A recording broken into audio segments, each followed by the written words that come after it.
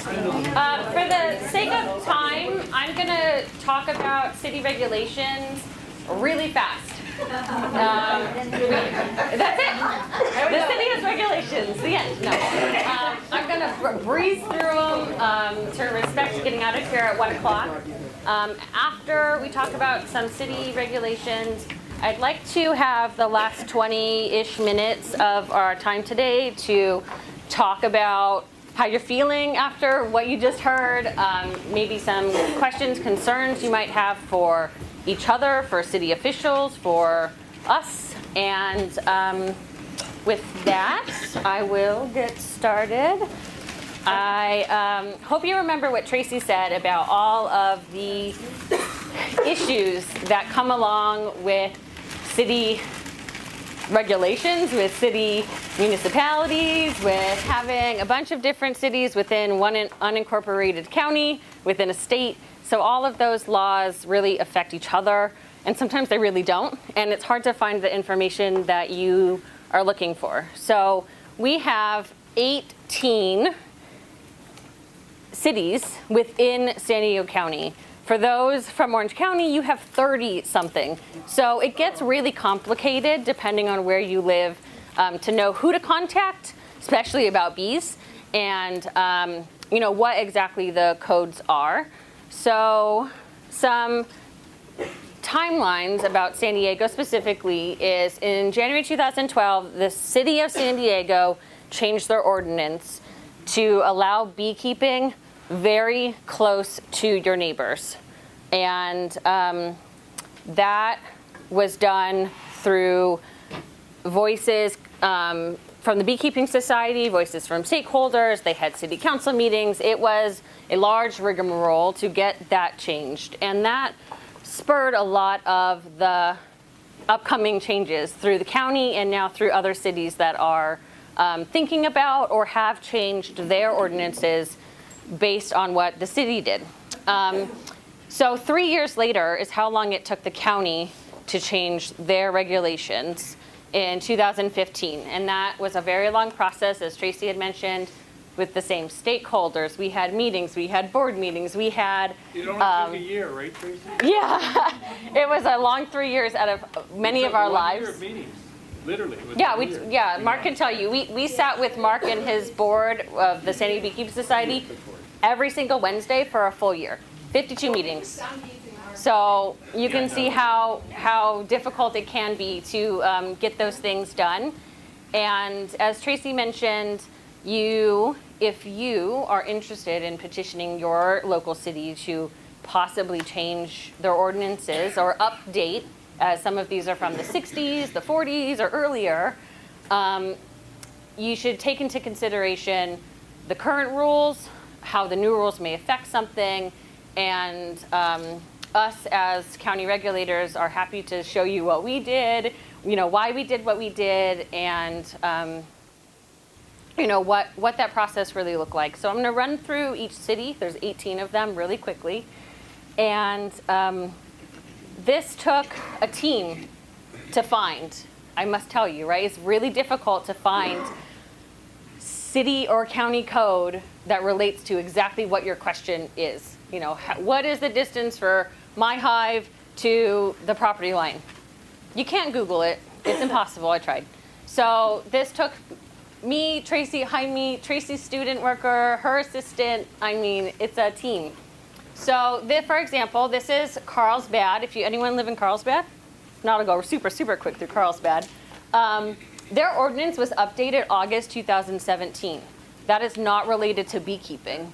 But on every one of these slides that you'll see, I put when the last change was made. So you can see how regularly they do update.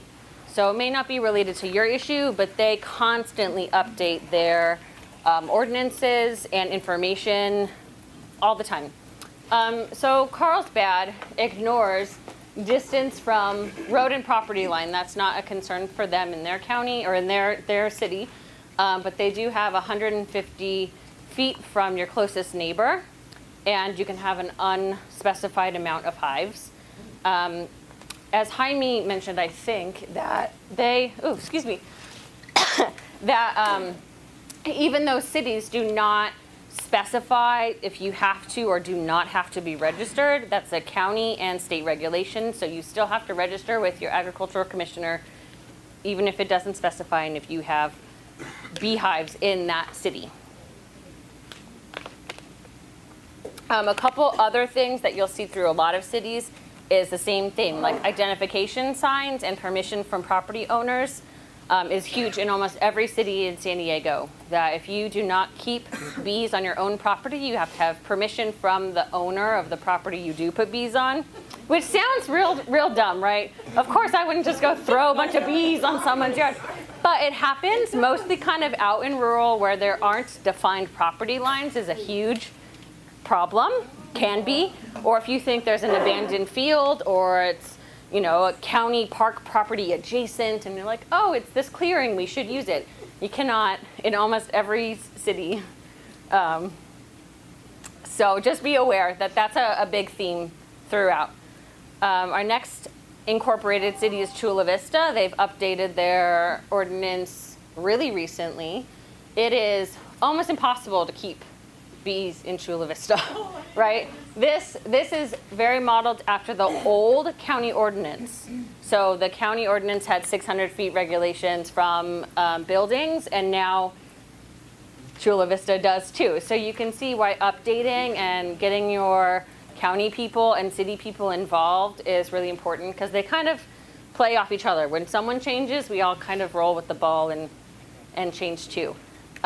Chula Vista is unique because they allow bees if they are enclosed, right? In a school, a museum, or for research purposes, in a hospital, in a physician's office. For observation only. So if they pose no risk to outside people, as in they are fully contained, you can keep some bees for those reasons only. How do you fully contain a bee? Right, that's the great part, right? You have to find a physician that does sting therapy and ask them how they feed their bees fully contained, right? It's very hard. So Coronado, we're going alphabetically in the next incorporated city in San Diego, flat outright no to bees. And it states in their ordinance. So you'll see both occasions where it's not stated at all, or it's stated very explicitly it's illegal. And for Coronado, which is an island here, it is completely illegal. They will abate immediately. Yeah. It's a fake island. It's an island for us locals, you know. So just be aware that there are kind of two languages, right? One says flat out no, and then some just don't acknowledge. Del Mar is the opposite, right? Where it just doesn't say anything. I've called many code compliance officers and zoning and all sorts of people, and sometimes I get an answer that says, well, if it's a problem, we'll let you know. If it's not, then go for it. So calling your county inspector or your city code enforcement or city zoning would be the best thing if something is just completely unwritten, right? To clarify within whatever city you do live in. El Cajon was in the updates of changing their ordinances. This is the most up-to-date information I could find as of yesterday. So they upped their number of colony size. They put a limit of 4, right? So they've deemed their properties that can only hold 4 hives or less. And they do specify that you have to register in their ordinance. On these cities, are we talking about residential, agri, or both? It's both. Some cities have in their code that they acknowledge bees are allowed fully in rural residential, rural or urban or whatever. Some specify those house zones or single family or, you know. Some of them don't. So those that don't, this is for wherever you live, if it is marked incorporated city, it's for, say, El Cajon. Oh, please stop me. If anyone has any questions, just let me know. Encinitas is a fun one. They have just what you're talking about, right? They will allow bees zoned rural residential. So now you have 2 places you have to check if you can have bees in Encinitas. The zoning for your home, but also the ordinance for, or the regulations for beekeeping in the municipal code. So it's an extensive process to make sure that you know, are legal for what activities you're doing, how many bees, hives you'd like, how, you know, et cetera. RR stands for rural residential. Lot size is 2 acres or more. Encinitas is a coastal city, for those of you out of town. And it's really hard to have 8 acres on the coast. Go figure. If it was easy, I'd have it, right? So that can be really difficult. And those would be things that you would potentially petition a city to change, right? Say, we'll come down in number of colonies if you let us have, you know, an acre lot or similar. So keep those in mind when you're thinking of what regulations you have in your own city. Escondido, flat out no. We can skip Escondido. They are unique because they have also unincorporated parts within Escondido. So they're a weird one. No matter if you live in the city or the county, you're still Escondido. But that would be an example where you have to check, you know? I don't Yes. think that's a correct statement, because as a city treasurer, we have areas of the county that are adjacent to us, and a lot of people call it our city. But Escondido has, if it's not in Escondido, it's not part of the it's county area, but it may have the same zip code. Right. You write Escondido on your mailing address, but you are not part of the city. That's right. Escondido kind of donuts, so it has some pockets that are fully surrounded by county, the county is in the pocket, and there's full around it. So you do have to just be aware, you know, depending on what street number you are, it can really change that easily. If the police come or the sheriff come, you'll know. Yes, yeah, if you call your city police or your county sheriff, that's a good way to tell. Imperial Beach is also one that doesn't acknowledge any beekeeping. I called the city code enforcement yesterday just to double check all of these. So they're as recent as we can try. And they said that they're thinking about it, but they don't have anyone that's asked. So I asked, but I didn't ask them to change their ordinances. I just asked what the ordinances were. So maybe I piqued their radar a little bit. But just, you know, it just took a phone call. I said, you know, hey, what are your regulations on beekeeping? And they said, we don't have any. Are you looking to start? I said no, just so you know. So someone else can call. The city of La Mesa also has another new caveat: must not constitute a nuisance.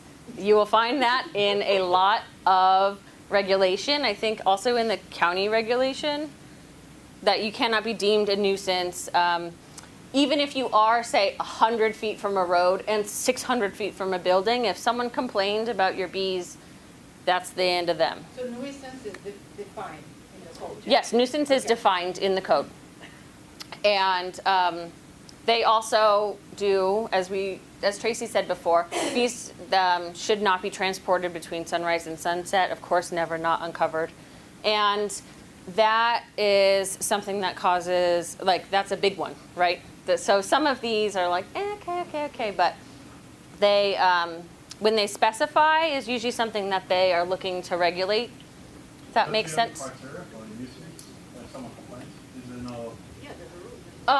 It's defined in the code. I couldn't quote it for you, but it does have it in the definition section of the municipality. The county and for that city. Yeah, for both. It's in a number of cities. But usually that's how they know there's a nuisance going on, right? Someone complains. So keep that in mind. Lemon Grove, see, I would like to point out we're halfway through the list and they've all been different, really different, and they all kind of have a different thing going on. Lemon Grove makes you get permission from all of your nearest neighbors, which is really unique. Good luck if you're Lemon Grove. So neighbors have a 10-day window that they can protest, and you have to be in low-density housing, so you can't be in a packed urban place. which is really difficult, right? So some of these things need updating. Some of them are just hard to go through. National City. We have the treasurer, National City Treasurer. So their regulations are updated pretty recently, right? December, just a few days ago, or within the last month. And they do specify docile bee species. That's a new caveat to the rest of these things, right? So you'll kind of see the same language over and over in certain regulations, and there are other regulations that deem docile bee species. I'd like to point out when you have kind of a weird word in ordinances, usually there's a definition section above the code. So if you want to know exactly what a docile bee constitutes, then you can look that up. The reason for some of this language variance is, as Tracy mentioned, it's very hard to genetically, it's very time consuming to genetically say Africanized bees are African or this % European or this % whatever, and it's not doable on the spot for us. So we do go by temperament. Yeah, behavior and temperament is a huge factor in what we consider docile. The permit's $415. Wow. P.S. The permit is $415. I didn't know that. Also, there's nowhere to find that online that I found easy in this code. So, you know, you'd have to, that's one more caveat, you have to call the planning department. Is that every year? Is that every year? No, it's Every a one-time. month. It's a one-time fee. Okay. Renewal fee? One-time. The city of Oceanside is another one that doesn't have any acknowledgement of beekeeping. Well, they do now. So residential, not, and we'll be going to council if anyone Yeah. wants to be aware of that or help us, and that will be going to council soon, and also working with planning to introduce a more balanced approach. Because city of Oceanside, like Encinitas, is, you know, you got a lot of parcels downtown near the coast that are very compact and dense. Yeah. And then you got like where we live, where I got over an acre of land. Yeah, so for example, Simon is currently going through the process and advocating for bees in the city of Oceanside. So he can maybe tell you a little more when I'm finished about what that process looks like. It's really, can be really daunting, time consuming. It's a lot of people, a lot of things to do, but it does affect change, right? We took 3 years for the county, but eventually we got there. So, Poway, another weird one with permits, so maybe in $400 and something. Who knows? They require a zoning ordinance too. So you have to look up what your house is zoned for, your lot size, and have a permit. I think it's only like a conditional permit if you have like 4. It's 4 or more hives though is Otherwise, the it's just, when you need a permit. Yeah, thanks, Jaime. But under 4, you don't need a permit in Poway? you do not, but the parcel sizes, you gotta make sure whatever. 1 acre? Yeah, it's 20. What is it? 20. 20 square feet or more. 20,000 square feet or more. Right, it's a lot of land. See, when it was less dense in San Diego, we probably had less land, right? Less people, so there was more land, and the ordinances were made for that reason. The city of San Diego, as I said before, changed their ordinances pretty recently in 2012. Wow. And they adopted a system where they have one to two hives. You can follow 20 distance from a road and 15 feet from a property line. But if you have 3 or more, then you default to the old county regulations, which is 100, 600, 600. So that might have been a compromise for those people in the cities who acknowledge they have smaller parcels. And requirements to requeen the bee, which is, Oh, have so you the heard of that? inspector comes and. I cannot speak to what the city inspector does or doesn't do. Maybe Jaime can, have you heard of them coming to check? I think Queens? it's on complaint basis. Okay. Yeah, and the county does also, part of our best management practices, we do ask that you replace your Yes. queens every 2 years. Yeah. Yeah. San Marcos, you have to call the director of planning and explain to him what you're doing and why you're doing it and what you would like to do. And he will tell you yes or no. So, yeah, there's a whole nother way. The city of Santee has a lot requirement. And a huge distance, right, from a road, 400, 400, 400. So that's a more rural area for some of us. Solana Beach. No, wait. Sorry, it's out of there. Vista acknowledges fire break, nuisance, and identification signs, which is kind of unique for a city. But they default to those real long, old county regulation distances. Oh, and that's it. That's our last. Sorry, that's our last city. We have a few minutes for a discussion. You can ask me questions, Tracy questions, Jaime questions, Simon, Mark. You know, anyone. I invite you all to. Say something, because Yes. I've worked on both the city of San Diego ordinance and the county ordinance. And Tracy was there the whole time, and you were there, your mom was there, of course, and you were there for part of the time. And it takes a long time, guys. And the one thing that's key, and I think Simon found out, is you have to have a constituent of the jurisdiction to go up in front of your city council, and you have to get the city council on your side. And in case of Lemon Grove, and I helped change that regulation, I brought 3 council members to my house in Bonita, even though it wasn't Lemon Grove, and they went through my hive. They put bee suits on them, showed them how easy it was and how you could have gentle hive. So you need to do that. And so for the county, I went to the supervisors, and she loved this part. And the District 2 supervisor was very much in front of ready to do beekeeping. So we went to her house and helped her, and she had a good friend that was a beekeeper. So politics is that way. So if you're not familiar with politics, and a lot of it is the good nature part of I'm a beekeeper and here's why I want to do it. And they want to hear that. And they want you to be their constituent. So like you say, when you ask for help, find somebody who lives in Oceanside. Because I can go talk, and I've talked at Lemon Grove, I've talked at City of San Diego, I've talked at the county. And the county was fine because I'm in the unincorporated area of the county. Went to Lemon Grove. Where are you from? Well, Bonita. Well, who cares?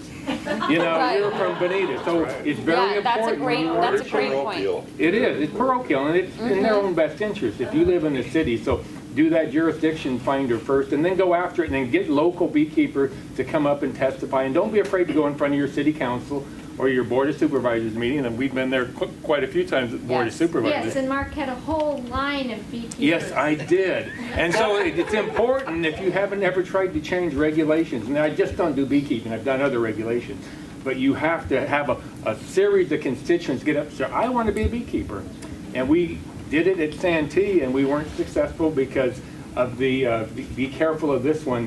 When somebody's very allergic, they have a very, very emotional reaction. Yes. So the city council kind of tabled it because it was just like, oh my gosh. Because there were people crying on the stand, on the dais. My PR spokesman. I know I've done it, I will help you. he's for You got- contracts, If you you can need my hire him. number, call me, and then I talked and said, but that's kind of the thing you want to do when you want to change regulations. And the San Diego Beekeeping Society, we'll try to help you. So if you want to come to our meeting, Up to you guys, yeah. you know, we'll talk to you, but very, very important. You got to have residents or constituents. You understand what a We work with constituent. the Oceanside Police Department. My wife and I do community outreach. Sure. We go teach kids, low-income kids. We work with churches. We do free bee removals when we can, because obviously we're just backyard beekeepers. We met with the city, just quick, I'll keep this really brief. We met with city neighborhood planning department, and they had no code on the books apparently in October. They didn't realize that they did, and it actually came out of planning. So I'm speaking with director of planning, emailed him. Hopefully we'll meet with him next week. Jonathan Brego, very nice fellow, but if that doesn't work, we'll go to council. And our goal here is just to have a balanced approach. We don't want to dictate anything, we just want to have a balanced approach. If it turns out that we just can't have bees in residential area, which is where we are, we will get rid of our bees. In fact, we are already getting rid of our hives and putting them in Fallbrook just to get the problem Courtesy of away. B-Man down there. B-Man Dan. Dan. Yep. I hope that site's City ordinance- registered. City ordinance is that way because we said, all we want is for backyard beekeepers, 2 hives. Yep, that's what we want, And yeah. that's what you gotta say, Yeah. look, 2 hives or less, very good. Yeah. I've And had we're not even 20 grandfathered in. bee suits at my house too, so don't be afraid to bring them to your hive and show them, hey, look, here's what it looks like, here's how gentle they are, see how, don't bring them to an Africanite hive like I am. Just a, No one keeps those, right? let Jaime go to those, but that's how you do it. And like I say, at the society, we're glad to help, so if you want to talk to us. Borrow a few more pieces, but Yeah, bring the planter down in the bee suit. I had the planter from Lemon Grove in a bee suit in my hive, and she had pictures of herself on the planting in the bee suit. It really helps to it's get, just a perception too. it is a perception. If the planter can do it and she's an amateur, anybody can do it. Right. Heck, we'll put Tracy in there next, right? But no, it's serious, so that's how you do it. And again, just to cap that off, if anyone is willing to learn more about this process, it's actually pretty humbling and very educational for us. So we're, although it's a little negative in that, start out, being more of a challenge, it's actually turned into an opportunity, a learning experience. And again, we've been able to expand our involvement in, 8th area in the county. So again, you can get my information. Yeah, same with us. Please, reach out. We'll share everyone's 2 cents. And we have just a couple minutes. Are there any final questions or thoughts anyone would like to share with your fellow beekeeping friends? I've been at this, like I say, with my father and his grandfather for over 60 years. And I knew Charlie Morse when he was the original beekeeper in the county. And the interaction that I've had through Jaime and your offices here, it has been extremely positive. It's just I'm a glad. wonderful relationship. Good job, guys. Thank you. Thank you for saying so. We want to say thank you for inviting us to come. Oh, I'm so glad. There's a wonderful group of Orange County beekeepers who are visiting us today and hopefully coming back for the next one. Bill is going to read you off. He's been taking notes in the back, and we're going to have a couple trivia questions. Wow, trivia Quiz. My name is Bill. Quick Good quiz. afternoon. I work with Heidi and Dr. Tracy. I'm learning all about this. I'm going to the Beekeeping Society meetings and learning all about it. But as I sat in the back, I listened to some things that might be helpful if you're a first-time, long-time beekeepers. And I've gone through this. Do pesticides designated for homeowners, non-commercial production use have the pollinator safe icon on the Raise your hand if you know. Raise your hand if you know. Yes, please, right here. I hear no. How many people say yes? I have a couple yeses. So it depends. I'll give you the politician's answer. I've gone and bought 7 for homeowner use and looked at it and cannot find the little icon. I've looked through I've peeled that plastic that sticks together and I've looked at every page and I cannot find the little pollinator safe icon. But So- I read the question as, are they required to put it on there? No.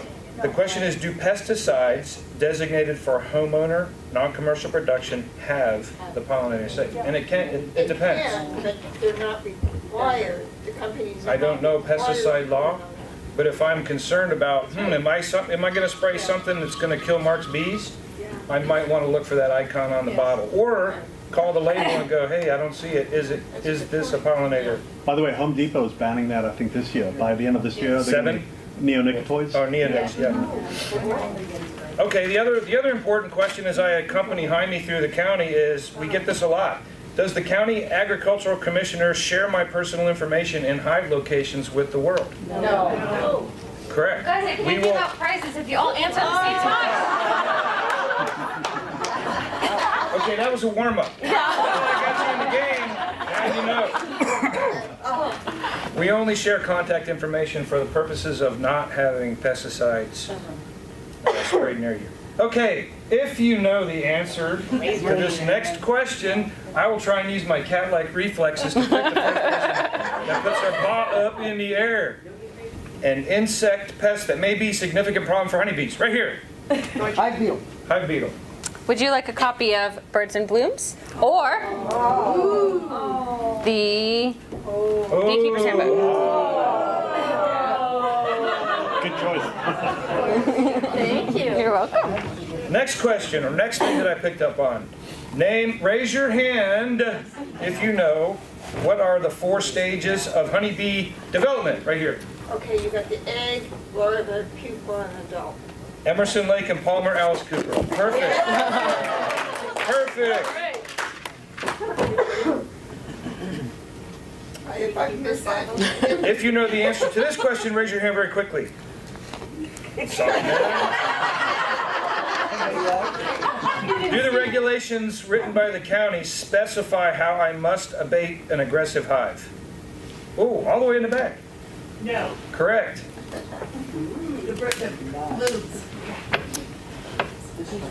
Good. I had one extra copy of the handbook. And this is appropriate for what you just heard from Miss Leah. Does each county or city in Southern California have the exact same regulations or laws? Oh, right here. Wow, bam.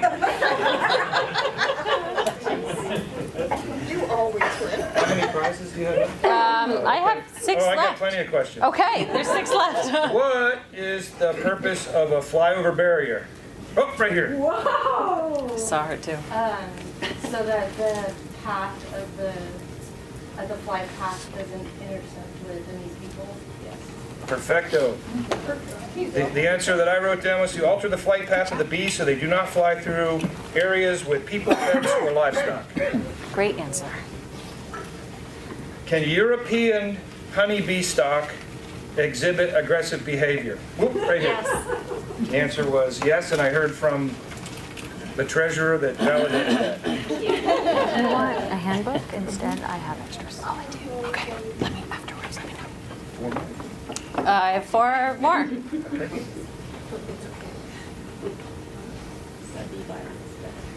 These beautiful books. Happy. Can I hit that? Based on the presentation by Jaime, have honeybee producing colonies in the United States increased or decreased during the last 20 years? All the way to the back. Actually, they've stayed right about the same. Okay. With a moderate increase, would you say? It's I wrote down that they've increased a little bit. I'll leave it up to you. It's been stable. Close enough. Which area is increasing? You're welcome. Where might a property owner discover or see or notice a feral hive? All the way in the back. Any cavity, a water meter box, compost bin, barbecue. Ooh, a barbecue. You must be in the bee removal business. Yeah. Air conditioning. Okay, no more questions. Good. When you pull them out, you find them everywhere. RVs. Yeah, exactly. If the city or municipality that I live in has laws and regulations for me to keep bees, do I still have to register my colonies with San Diego? Right here. Yes. Yes, you do. Correct. Thank you. Woohoo. Last one. In San Diego County, what is a requirement for a beekeeper to have on the hive body? Oh, I'm sorry, you were first. Contact information and phone number. Yay. Okay. One last question. Go. I don't have any more prizes. How many of you enjoyed yourself and learned something? Oh. Okay. Thanks. Sorry for running a little over. You are all free to go.